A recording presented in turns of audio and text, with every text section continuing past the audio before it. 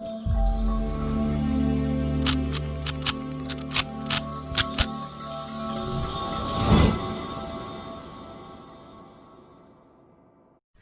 कीजिए कि आप एक मिडिल क्लास फैमिली से बिलोंग करते हैं। आपके सपने तो बहुत बड़े हैं, लेकिन आपको पता है कि वो शायद ही आप पूरे कर पाए, क्योंकि आप एक नॉर्मल जॉब कर रहे हैं और उस जॉब से इतना पैसा नहीं कमाया जा सकता जितना आपको चाहिए। लेकिन आप एक अच्छे इंसान हैं और फैमिली की तरफ अपनी रिस्पॉन्सिबिलिटीज को समझते हैं। इसलिए जब 10 साल पहले आपके दादाजी को पैरालाइज का अटैक हुआ था, तो आप उन्हें अपने साथ शहर में लेके आ गए थे और इन 10 सालों में आपने उनकी काफी सेवा करी। जब 10 साल के बाद उनकी थोड़ी तबीयत ठीक हुई, तो वो आपसे काफी खुश थे और उन्होंने आपसे कहा, बेटा तुमने मेरी बहुत सेवा करी है, मैं तुम्हें अभी पैसे तो नहीं दे सकता, लेकिन 1990 में मैंने MRF के 20,000 शेयर्स खरीदे थे, तो देख लो क्या पता वो तुम्हारे काम आ जाए। आप एक्सपर्ट से पूछते हैं कि आपके दादाजी के पास MRF के 20,000 शेयर्स हैं और आप उन्हें कैसे बेच सकते हैं, तो वो आपको उन्हें बेचने का प्रोसेस बताते हैं और बोलते हैं कि आज इन शेयर्स की कीमत 130 करोड़ रुपए है।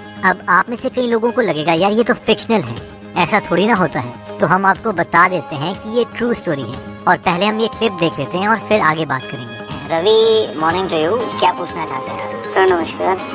सर मेरे दादाजी ने 1990 में MRF शेयर्स लिए थे 20,000 सर। अच्छा। और उनके सर्टिफिकेट्स टाइप मेरे पास दादाजी ने अभी दिए हैं। एक्चुअली ये पिछले 10 साल से पहले से हो गया था इनको, तो मैं इनको गांव से अपने पास ले आया, इनका इलाज किया, तो अब जाके थोड़ा रिकवर हुए हैं। सर मैं जानना चाहता हूँ ये किस तरीके से और कहाँ सेल आउट होंगे, या जैसे मैं इनको सेल करना चाहता हूँ। आप बेचना चाहते हैं इसे? यस।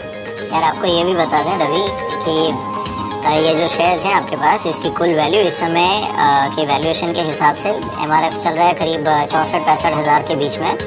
उसके मुताबिक करीब 130 करोड़ के आसपास आती है। अब ध्यान रखिएगा।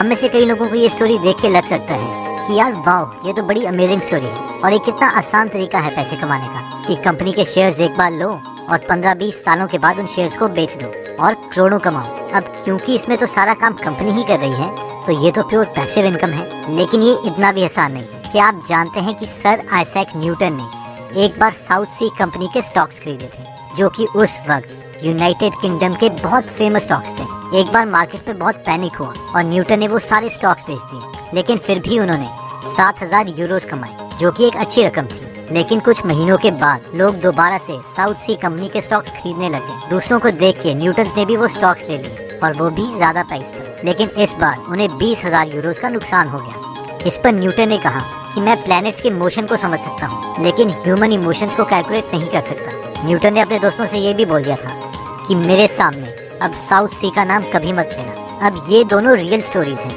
और बिल्कुल ही कॉन्ट्राडिक्टरी है कि यार ये क्या, एक आदमी को 130 करोड़ रुपए मिल जाते हैं और दूसरी तरफ दुनिया का सबसे इंटेलिजेंट आदमी बोलता है कि मुझे स्टॉक्स के बारे में कुछ नहीं पता और अपने सारे पैसे लूज कर देता है। तो क्या ये शेयर्स एक लॉटरी की तरह हैं?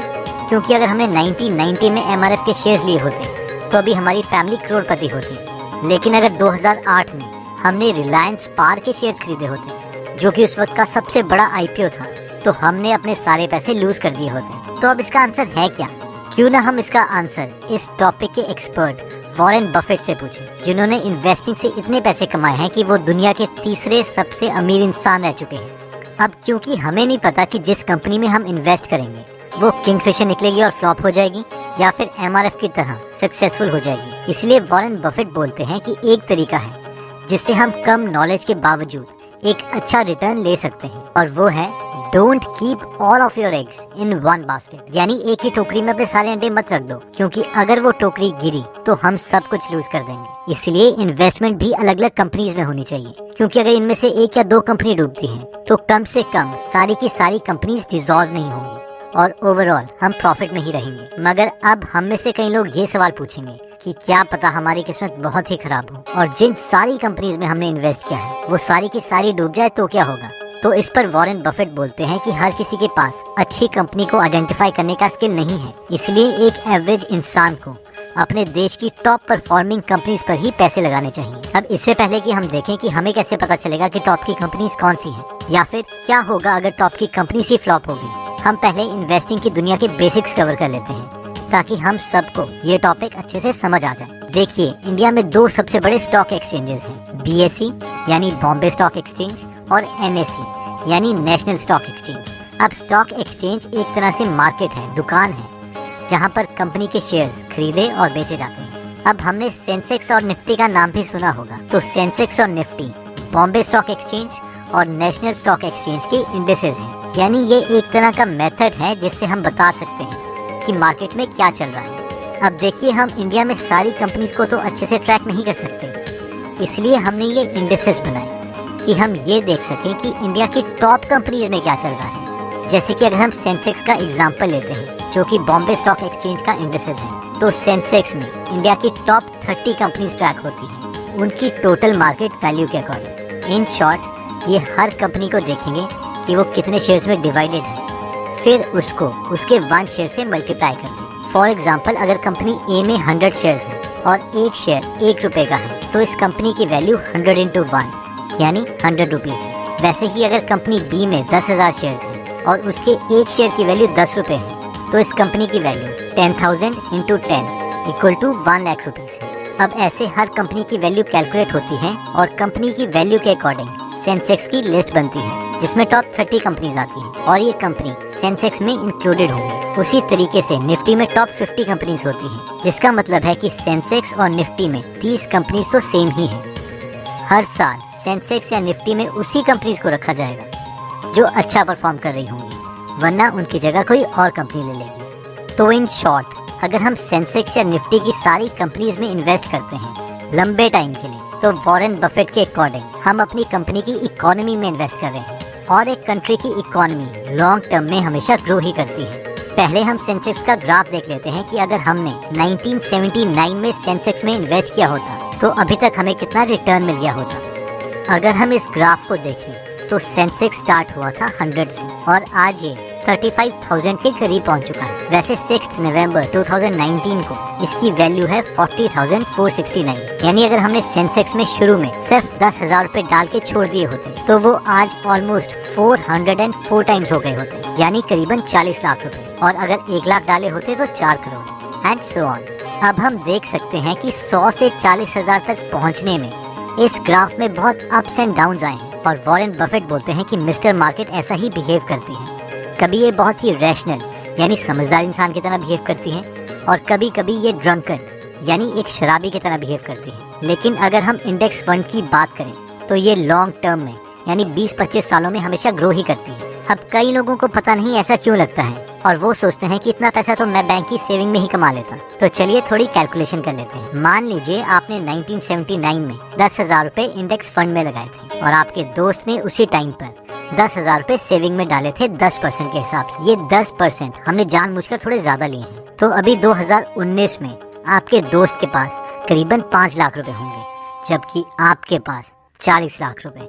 तो जैसे कि वॉरेन बफेट बोलते हैं कि लॉन्ग रन में interest in index fund will always be higher than the bank interest. Next सवाल जो हमारे मन में आता है कि हमें क्या पता शायद इन सारी टॉप कंपनीज की हालत किंगफिशर जैसी हो जाए। तो इसका काउंटर आर्ग्यूमेंट कई इन्वेस्टर इस तरीके से देते हैं। देखिए, जब हम बैंक्स में पैसा डिपॉजिट करवाते हैं तो अप्रोक्सीमेटली बैंक हमें 7% के आसपास देता है। अब बैंक ये 7% एक्स्ट्रा पैसे कहाँ से लेके आया? इसके लिए उसे लोन्स देने पड़ते हैं, लेट से 10% पर। अब आपको 7% इंटरेस्ट देने के बाद 3% एक्स्ट्रा बैंक ने कमाए, वो उसका प्रॉफिट है जिस पर बैंक चलते हैं। अब ज्यादातर लोन कंपनीज को ही दिए जाते हैं। इनमें से कई कंपनीज बैंक को लोन चुका पाती हैं और कई भाग जाती हैं या बैंकरप्ट हो जाती हैं। लेकिन फिर भी ओवरऑल मैक्सिमम बैंक्स अपने लोन का पैसा वापस ले लेते हैं। लेकिन मान लीजिए कि आपने किसी बैंक में अपनी मेहनत से कमाए हुए 10 लाख रुपए सेव करे थे और बैंक आपके 10 लाख रुपए और बाकी कस्टमर की सेविंग्स को भी किसी कंपनी को लोन में दे देता है। अब इन केस अगर वो सारी कंपनीज अनसक्सेसफुल हो जाती हैं तो इसका सिर्फ एक ही मतलब है कि उस बैंक को उसके लोन के पैसे वापस नहीं मिलेंगे। और अगर बैंक को उसके लोन के पैसे वापस नहीं मिलेंगे तो आपको आपकी सेविंग के पैसे वापस नहीं मिलेंगे। ऑब्वियसली ये बहुत ही रेयर सिचुएशन है, लेकिन रिसेंटली ऐसा केस हुआ है PMC बैंक के साथ, Punjab and Maharashtra cooperative bank, जो कि कोलैप्स कर चुका है। और ये इसलिए हुआ क्योंकि उन्होंने अपनी लोन मनी का 73% पैसा एक कंपनी को दिया था जिसका नाम था HDI यानी housing development and infrastructure limited, जो कि लोन नहीं चुका पाई और ये एक बैड लोन बन गया। इन शॉर्ट आर्गुमेंट ये है कि अगर इंडिया की टॉप कंपनीज बैंकरप्ट हो जाती हैं तो बहुत चांसेस हैं कि आपके बैंक में सेविंग के पैसे भी अनसेफ हैं। वैसे ये बहुत ही रेयर कंडीशन है, क्योंकि reserve bank of India, government और खुद उस कंपनी का एंटरप्रेन्योर अपनी कंपनी को फेल नहीं होने देगा। इसलिए अगर हमें इंडेक्स फंड्स में इन्वेस्ट करना है तो ये तो मान के चलना ही पड़ेगा कि इंडिया की सारी टॉप कंपनीज एक साथ बैंकरप्ट नहीं हो सकती। तो दोस्तों, इस वीडियो में हमने देखा कि हमें नहीं पता कि कल कौन सी कंपनी एमआरएफ बनेगी या फिर किंगफिशर बनेगी। इसलिए in investing don't keep all your eggs in one basket, यानी हमें ज़्यादा कंपनीज में इन्वेस्ट करना चाहिए और हो सके तो अपनी कंट्री की इकोनॉमी में बैट कर दो, यानी इंडेक्स फंड्स में। और वॉरेन बफेट के according index funds are the safest. Next हमने देखा था कि लॉन्ग रन में इंडेक्स फंड का रिटर्न बैंक रिटर्न से ज़्यादा ही होगा। हमने ये भी देखा था कि अगर सारी टॉप कंपनीज एक ही साथ बैंकरप्ट हो जाती हैं, जो कि बहुत कम चांसेस हैं, तो आपका बैंक में रखा पैसा भी अनसेफ है। तो अगर आप ज़्यादा कंपनीज में इन्वेस्ट करना चाहते हैं, यानी म्यूचुअल फंड्स खरीदना चाहते हैं, तो एक बेस्ट एप्लीकेशन है जिसका नाम है ग्रो। तो ग्रो ऐप पर हम बिना किसी लाइन में खड़े हुए, बिना कोई पेपर वर्क के, except PAN card verification etcetera, mutual funds आसानी से खरीद सकते हैं। तो आप अपनी नॉलेज के अकॉर्डिंग डिसाइड कर सकते हैं कि आपको कौन से म्यूचुअल फंड्स लेने हैं। वॉरेन बफेट के according index funds are good for long term investing. तो अगर आप इंडेक्स फंड्स में इन्वेस्ट करना चाहते हैं तो आप Nifty index fund direct growth search कर सकते हैं ग्रो ऐप पर। ये वीडियो ग्रो की वजह से पॉसिबल हो पाई है, तो डिस्क्रिप्शन में दिए हुए लिंक पे जाके आप ये एप्लीकेशन डाउनलोड कर सकते हैं। कमेंट सेक्शन में आप बता सकते हैं कि आप नेक्स्ट वीडियो किस टॉपिक पर चाहते हैं, ताकि हमें भी फीडबैक मिले और उसी टॉपिक्स को हम कवर करें। इस चैनल को जरूर सब्सक्राइब कर लीजिए और बेल का बटन दबा दीजिए, ताकि आप ऐसी नॉलेजेबल वीडियोस कभी मिस ना करें। और इस वीडियो को लाइक जरूर कीजिएगा ताकि हमारा कॉन्फिडेंस बढ़े।